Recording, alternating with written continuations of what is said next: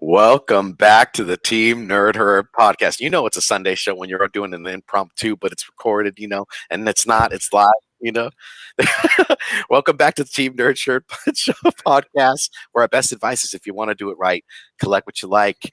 It is your boy and Comics and Pops. We are here for the segment of Karmen 3 and that dropping the mic, and we're going to go ahead and get into it right now. We're going to go ahead and highlight Guillem March, his work in Karmen. I think it's an amazing title. Before we get into issue 3, I kind of want to go back and revisit issue 1 and issue 2 with Alonzo. So with that being said, let's go ahead and get a roll call. Alonzo, I feel like this is kind of like deja vu sometimes, right?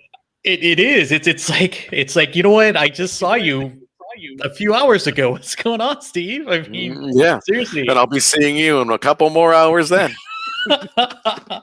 That is true. That is true. Thank you, everybody who's in the chat. This is Alonzo, aka Comics and Pops. I am your comic book nerd and pop culture fan. Over to you, Steve. This is your show, baby. Oh, thank you so much. No, this is the team show. This is the Team Nerd Herd podcast, not the Steve Nerd Herd podcast.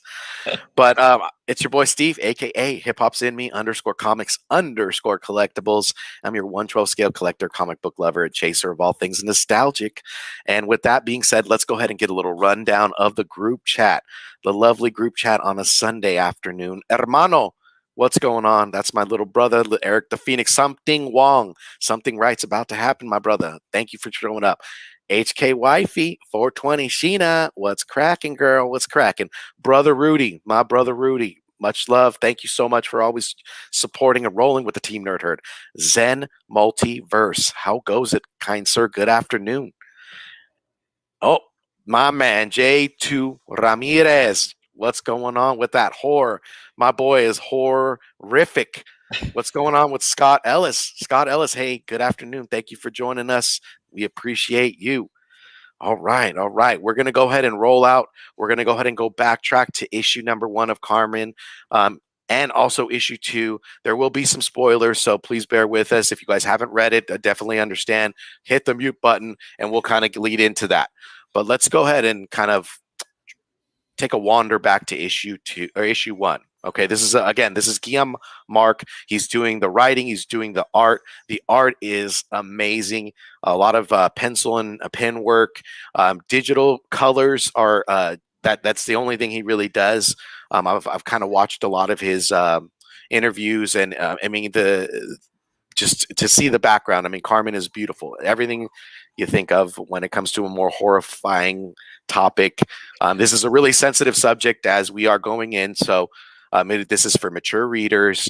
And we are going into what opens up as a scene of, explanation to dream, what is not dream, what is feeling and not feeling, kind of between the parallel between life and death. And you kind of see kind of shots of what we know as our characters, Catalina and Cisco, growing up on a schoolyard. They're the best of friends. They're opening up. There's a bit of dialogue between the parents, and they become the best of friends. Years down the line, you're skipping in, and you kind of fall into what looks to be like Catalina and Cisco are together, and you're kind of walking into finding out that there is a mishap in their relationship. So Steve, why don't you break it down a little bit further for us? Why don't you let us know, like, for one, who's Catalina, and who's Karmen? I mean, the book is called Karmen, so kind of let us know. I'm curious. I'm already foot on the pedal, right? My bad. I'm sorry, Alonzo. So Karmen, to us, is what we would probably say the angel of death. Very quirky. I mean, when you think angel of death, I mean, it bleeds fear into your heart, but this is not the case. And Catalina is the main character. You're taking through a journey through her eyes and what she went through. And basically what's happening is you're seeing her life as she's younger, developing her relationship with her friend Cisco. And you're coming to kind of walk in and find out that, there's an affair going on. And Karmen out of nowhere comes in. There's a pan out. What I love that Guillem March does is he kind of opens up alludes to, you already know what's happening, but you really don't see the full picture. He gives you a little bit of a portion and opens up into the story. So you're seeing Karmen come in. She's being brought into the fray. Exactly. And she's coming in. She gets this word that Catalina, spoiler alert, has committed suicide, has taken her life. And Karmen is coming in to pick up and take Catalina to what we know as purgatory, I want to say. I would say that too. I would say that for sure. Yeah. We learn that later, that there's no heaven and hell, in these later issues. It's more or less parallel. Purgatory, you're in a state of kind of like a Doctor Strange deal, like you're seeing yourself. And Karmen comes in, greets her. She sees what Catalina has done, and she says, "Hey, I'm here to kind of walk you through what's going on, walk you through the program." Then she really leads into a light situation. She's very quirky. You would think Angel of Death, or it kind of pertaining to death. It's kind of going to scare the hell out of you. There's more light to it, like there's more comedy to it. And Karmen then takes her out into the city, and she's butt booty naked, y'all. Butt booty naked, and Guillem can really draw. And we kind of talked about this in the background, but it's like it is mature audiences. There is nudity. There is, like, again, as Steve mentioned, there is suicide. There's death, but it's all done tastefully. I mean, it's not like you dwell on these topics or these things, even though they're part of the story, but you see essentially everything that's kind of that's going around Catalina. Even though she is nude, I mean, the way it's drawn, the way she's drawn, she kind of fades a little bit to the back. So you see all the characters in that city, and the city itself becomes this giant character. Definitely. To Alonzo's point, it's like a film reel. And I think that's the beauty about it too. It's that the creativity and where they place the boxes, and just the art itself, the panning out into the city, and like Alonzo's point, seeing the other characters. She's seeing the other characters from her vision. And like Karmen is kind of wanting to interject, wanting to know a little bit about her. There's a little more into this plane, you think that she would come take her across, but there's a little more. She's kind of bestowing her a little bit more knowledge about what life is, trying to get the pieces of why she did this. And it kind of fades. Issue 1 fades into, hey, I want to know a little bit more, but there's a lot more to life than what you've taken, and I kind of want to walk you through it. Did you know that you can fly? The gravity is nothing here in this plane. There's so much more to life than what you're really seeing. And issue 1, off Catalina takes off into the sky like natural, just swimming into the air, and it leaves you hanging. And just like up to Alonzo's point, it speaks to suicide a little more tastefully. So you're wondering what's going on. Where is she? And what's going to happen in issue 2. So let's get into issue 2.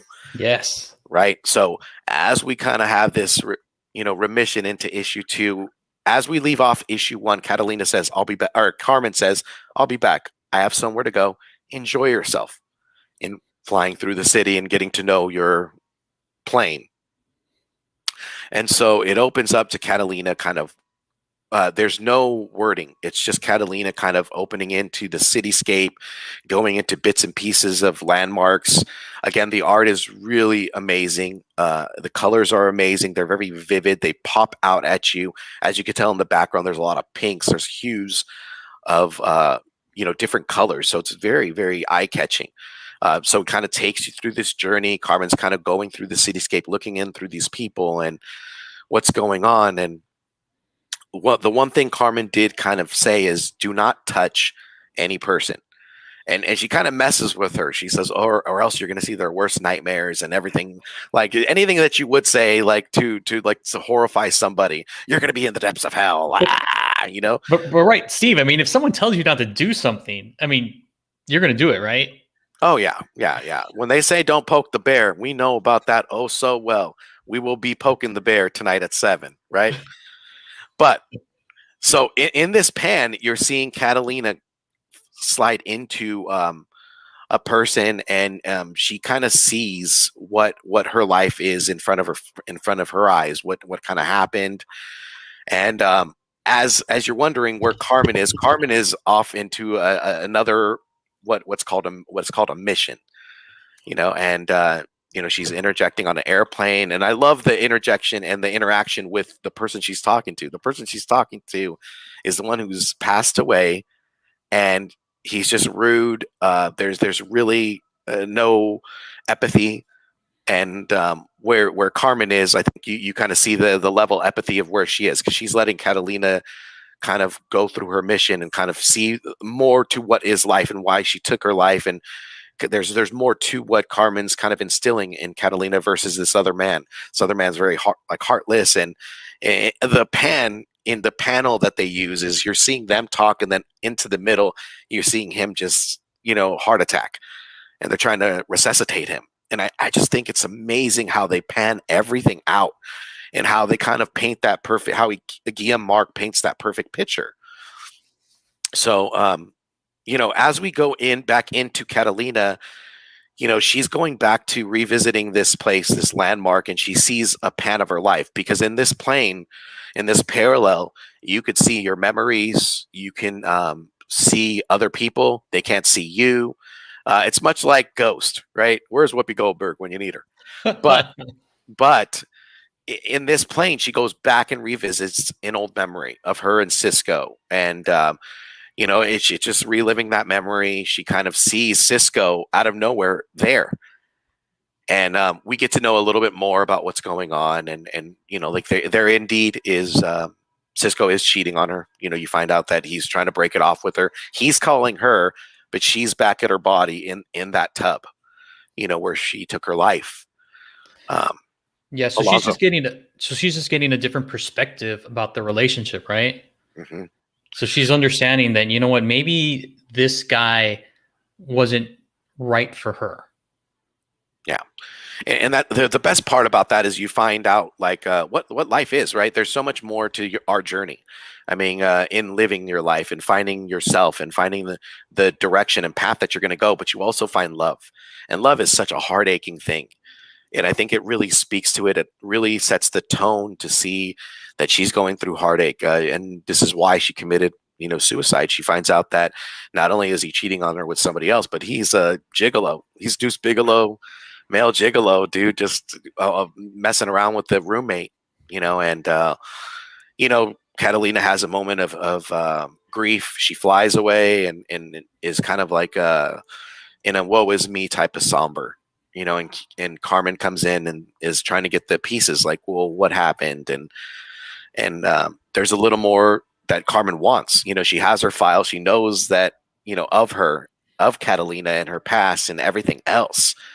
So while you're kind of seeing this dialogue with Carmen and Catalina, she's trying to make her see like there's more to life than what you're getting at. And I think Catalina is much more of an introvert, right, Alonso? So she's very more introverted. She doesn't like to interact with people, in the sense that she thinks that people are more disappointments. They're going to let you down in some sort of time in your life. When that, I mean, is all perspective. I mean, we're all meant for connection. We're all meant for relationship. And I think that is what Carmen was trying to highlight. She's trying to tell her there's more to life. We're all meant for relationship. Like you just got to mingle and interact with the right people in your life. So that's a lot of words. Whew. I mean, I'm loving this title. Great because, hey, Steve, it's a perfect lead-in into issue number 3. Issue number 3, guys. That's right. So this is where I would say, if you guys want to not low grades, shout out to low grades. Shout out to my man Ross, panel surfing, hitting that wave, brother. Much love. Thank you. And Lord Chucks, much love to BLCC. Check their YouTube channel, y'all, as well. And check the low grades. But let's go back into issue 3. Let's get it in. Let's get us all zeroed in. So issue 2 ends with Catalina falling without falling, like falling into another person. Because Carmen is just kind of at wit's end. She's just like kind of battling. She wants to keep her. Shout out to my man Joker, your boy. And you find Catalina falling. She's not being able to fly, and she falls into this woman who has a child. She sees her what's a pixelated view of her life, and this young woman also had grief and almost took her life, and didn't know that she was bearing a child, and she's pushing a cart. So you get to kind of see the insight of other people's lives and grief, and what we carry, the baggage that we kind of carry in our real life that we live. So what happens after that is you just kind of see a pan out into Carmen taking her somewhere else, and she's kind of seeing this son, coming closer to her and telling her, like, hey, I've given you enough time, and I'm giving you more so, to kind of experience what you're doing here in this plane and in this parallel. Most people don't get that grief. Most people immediately go to that place, and we find that place is kind of like purgatory, not purgatory, but more in reincarnation, right? Incarnation. That is what Carmen's trying to say. I'm trying to show you what life is, so that the next person you become does not carry that baggage into the next life and to fight that sorrow. And I think that's beautiful. It's a beautiful take on what life is, right? We're all learning as we go along and as we live, that you kind of tend to lose sight of that. You tend to lose sight of it because you're all wrapped up in your own life and up in your own woes. That life is such a beautiful thing. You wake up to life. Everything that you're looking at could be taken away from you in an instant. You could go blind and not see the beauty of trees, the sound of music, of nature. And I think that's the most amazing thing that he's really painting the picture for. And you see what pans out into some man, Carmen just, no, not Carmen, I'm sorry. Catalina goes into sorrow, and she's sitting in and she's trying to think of what life is. And she finds this guy named Tony. You want to know me, but only his name ain't Tony. It's Enrique. We learned that later. How she gets this is she's kind of just talking to Tony, and she's like, hey, I need a voice to hear. And Tony's doing the same thing, and he pulls out this ring, and there's like a moment of a jovial moment of a joke. And she's like, oh, I barely know you, and I'm nude, and I don't take rings from strangers. And you kind of pan out. Guillem really sets the tone for this. It's beautiful. It pans out to this woman who's a waitress, and you learn that Enrique is in love. He's going to propose to her, and she doesn't see him, of course. Catalina is just ghost-like, and they kind of highlight that because she's a movie buff. So they highlight the movie Ghost and how Catalina's Whoopi Goldberg, and she's like, get your ass up and walk across that street. And she does, or he does, but the worst comes. Spoiler alert, there is an accident, and Enrique passes away, and just as life can be taken at the snap of a finger, in comes Carmen, and Catalina's like, you need to help me. We need to help him. And I think Catalina's view of life is a little distorted in some sense. It seems like it's me, Perpetual Comics, Happy Sunday, our fam from the other side of the pond. Much love to you guys. So we're getting to a point where, we're seeing this fight between Catalina and Carmen. And I think Catalina doesn't really understand, the bigger picture of what life is.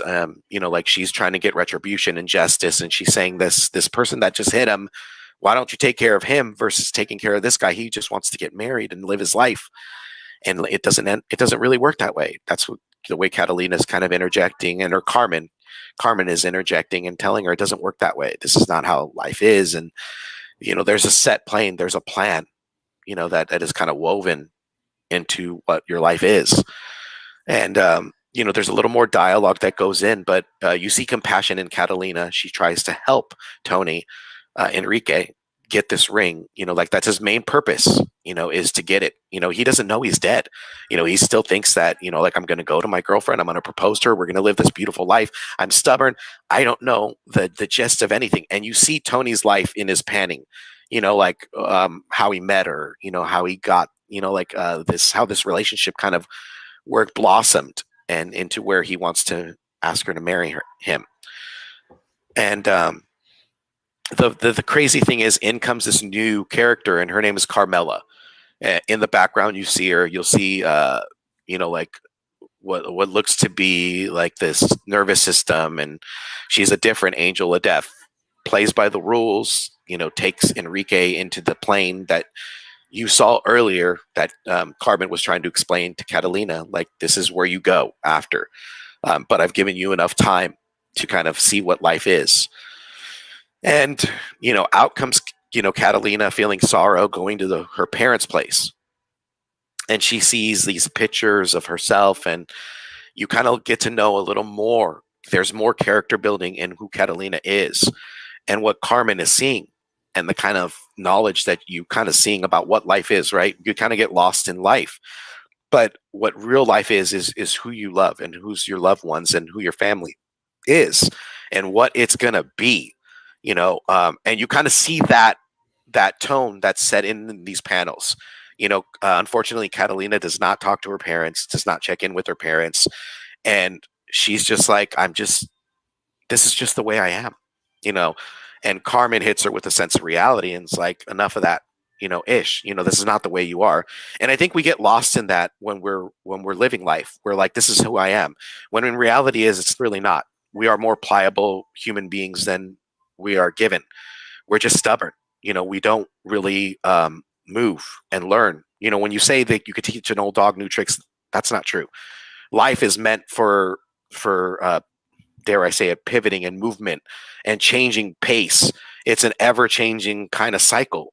It's not set in stone. And so that's what Carmen's trying to interject on. Alonzo, I'm sorry. I'm just so excited. Hit me with it. No, I can feel it, Steve. Your words ring true, my friend. I mean, you can't be selfish. I mean, Carmen is making Catalina really reflect on her life, reflect on the things that are really important, and take a good look of what is out there in the city, in the world. That why would you want to like end your life so abruptly for somebody that doesn't really even care about you? And to have these experiences, I'm like, Catalina, like, you got to get it through your head, girl. Like, come on, Carmen's doing you a favor. Yeah. And in some sort of sense, it feels like she's playing the martyr in issue 2, where she's like, woe is me. Yeah. Issue 3, even you see that too. And I think that's where Carmen kind of knocks some sense into her. We leave at the very end of this panel where Carmen has had enough. She's just like, I just can't take this anymore. I'm trying to show you what life is, and you're just so stubborn and so, it's like talking to a brick wall. You just don't get it. If this is the way you want to go. Shout out to my man Morbius. Sub up to my man Morbius's channel. The dude is the historian of all historians. Got all those classic covers.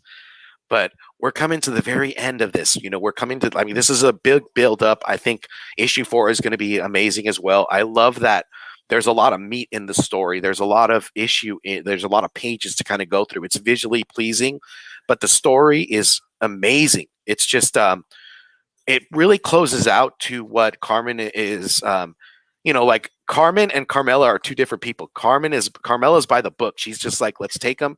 Let's get this done. You're over here doing your reports. You don't know what these reports are, but I think what Carmen's doing is showing empathy. In that's crazy, right? She's the angel of death. An angel of death is here to take you to the other side. No ifs, ands, or maybes. Whatever, where our last days are is where we're going to go. But I think Carmen, being the angel of death, she has a sense of empathy, and she's trying to make you see what life is. There's always a message to life too. I think we always learn it. It sounds so cliche, but life is a bigger picture. It's a bigger journey, and we kind of get messed up with what we are day-to-day living. What up, Copy 801, Copy Talks. If you missed it, watch the rewind on Friday and watch all those moving forward. Flash by night, just in like quick and quick out and quick in and quick out, my man. But we're going to close out. I'm going to drop that mic, and I'm going to say this was an amazing tale. It leaves you with, Carmen leaving her alone and saying, I'm out, like, I'm out. Peace. find your way. And I don't think that's going to be the premise. I think being that Karmen is quirky and is empathetic, being the angel of death, what an oxymoron that is, she's going to come back and she's going to try to maybe talk Catalina into more so. And who knows? But I think there was a little leak in that issue where she says your life has already been set, I think, from what I read in that last issue. So we never know what could happen. I like this review, Steve. I mean, it was true to everything you've said. Really sums up like the entire series thus far, and I cannot wait to see what issue 4 or 5, and I believe it's 6, right? It's a 6-issue mini. It is a 6-issue. No, I think it's a 5-issue mini series. Yeah, I cannot wait to like finish all of this. I mean, it's been so good, and your reviews are just on point, man. Seriously. Oh, thank you. I mean, you're helping me out too, Alonzo. I mean, this is great that we're able to bounce this off because we're always, so wrapped up that we in the shows and everything like that we never get a chance to really read the stories. When we do, I mean, this goes out to the chat, the group chat too. I know you guys do shows too, and to be able to sit down and kind of get reading a peace of mind, especially a tale like Karmen, because I think. Although it's a very sensitive subject, death and suicide and whatnot, life is the bigger picture and life is the best subject that we have. We're living it now. I mean, I think we really need to treat each other with the utmost respect. And I think that's the other thing is Catalina was talking about karma, and that's an amazing thing. I think this story, it being indie, there's a lot more there's just so much more message that you can get through with indie titles versus, like heroic things that you see. Not to say that that's bad either. I think you could really do a superhero justice because you're going through their journey as well, quote unquote Spider-Man, like his heart, or Batman, but the indie titles are something to be on the lookout because it's just such a breath of fresh air and it kind of can add a little more perspective to your reading as well when you get a good title. So with that being said, y'all, I mean, I think we're going to end this. Alonzo, would you have anything to add about Karmen and why they should pick it up? The only thing I would say is that if you've loved It's a Wonderful Life, you will love this series. And with that being said, if you want to do it right, collect what you like. Hit the like, subscribe, hit the notification bells, comment, and we'll see you later.